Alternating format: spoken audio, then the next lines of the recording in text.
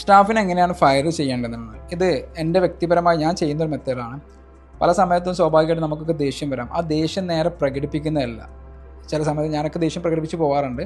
നമ്മൾ ചെയ്യേണ്ട ഒരു ആക്ച്വൽ മെത്തേഡ് എന്ന് പറയുന്നത് വെച്ചാൽ ആ ടീം മെമ്പർ നിങ്ങൾക്ക് ഉദ്ദേശിക്കുന്ന റിസൾട്ട് കിട്ടിയില്ലെങ്കിൽ അവരെ വിളിക്കുക. വിളിച്ചതിന് ശേഷം അതിൻ്റെ ഒരു അനലൈസിങ് നടത്തുക. എന്തുകൊണ്ടാണ് നിങ്ങൾക്ക് ആ റിസൾട്ട് തരാൻ സാധിക്കാതെ? എന്തെങ്കിലും ബുദ്ധിമുട്ടുകൾ ഉണ്ടായോ? ഞാൻ ഇനി അടുത്തൊരു തവണ നിങ്ങൾ എനിക്ക് റിസൾട്ട് തരുന്നതിന് വേണ്ടി ബുദ്ധിമുട്ടില്ലാതിരിക്കാൻ എന്താണ് ഹെൽപ്പ് ചെയ്യേണ്ടത്? അത് ഡോക്യുമെൻ്റ് ചെയ്തിട്ടുണ്ടോ?